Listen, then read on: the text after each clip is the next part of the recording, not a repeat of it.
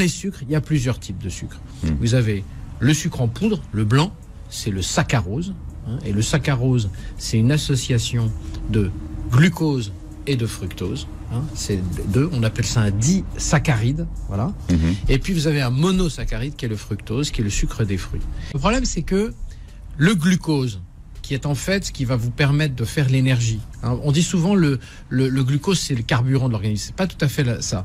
C'est que le glucose, quand il rentre dans la cellule, ensuite il rentre dans un cycle qu'on appelle le cycle de Krebs, et il va faire de l'ATP, c'est-à-dire de l'énergie. Voilà. Et c'est ça qui va faire l'énergie de votre organisme. Donc le glucose, en fait, provoque la mise en place de l'énergie, ce qui vous permet d'être en vie. Parce que pour le glucose, c'est simple, il est utilisable par quasiment toutes les cellules de votre organisme. Par contre, le fructose, vous ne pouvez pas. Il est obligatoirement traité par un organe, voire au fond 3 organes. Il est traité d'abord par l'intestin grêle. Quand il voit arriver, vous savez, vous mangez, ça va dans l'esophage, l'estomac, dans le duodénum, qui est le début de l'intestin grêle. Et après, il commence dans l'intestin grêle. C'est un intestin grêle, ça fait 4 mètres. C'est un tuyau qui est tout recourbé. Et là, il commence à être absorbé. Voilà.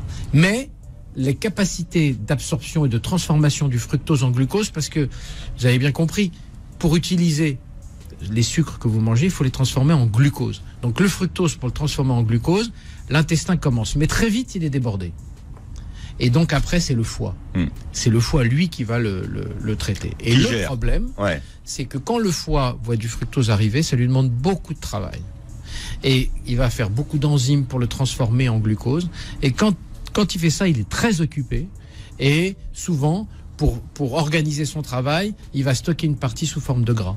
Et c'est ce qui s'appelle le foie gras. Quelqu'un mange, par exemple, je sais pas moi, 8 fruits par jour, eh bien, il peut arriver justement à faire du foie gras. C'est pour ça que il faut toujours faire très attention avec les jus de fruits.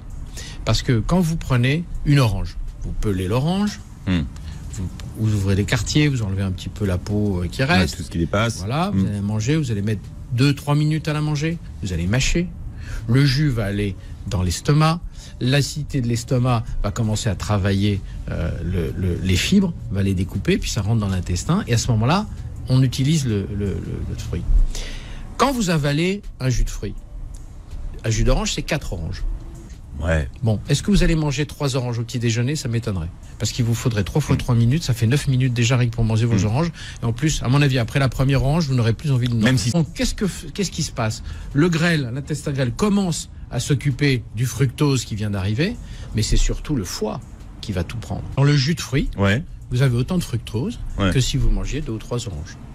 Ça ne se boit pas, ça se mâche. Alors, attention, en nutrition, faut jamais dire jamais. Vous avez envie d'un jus de fruits parce qu'il fait bon, parce que c'est ça, parce qu'il est frais pressé, parce que c'est votre ami qui l'amène, ou votre mère ou un ceinture dit tiens, bois mon chéri, ainsi de suite. Ça va. Mais tous les jours, comme ça, tous les jours. Et alors, il y a une différence avec l'âge aussi. Parce que vous comprenez bien qu'entre un ado qui est une chaudière, un ado et tout ce qu'il prend, il le brûle, parce qu'il a un métabolisme d'adolescent. Et quelqu'un de 50 ans, c'est pas tout à fait la même chose. Donc, il y a des comportements alimentaires que vous pouvez accepter pour un jeune, mais auxquels il faut faire attention quand on est âgé. Je dirais qu'en plus, n'oubliez pas, quand on a 50 ans, on prend des médicaments. Les médicaments, ils sont métabolisés par le foie. Si le foie est tout le temps encombré par du fructose, il va pas bien métaboliser. Et donc, les médicaments vont être plus actifs, plus longtemps.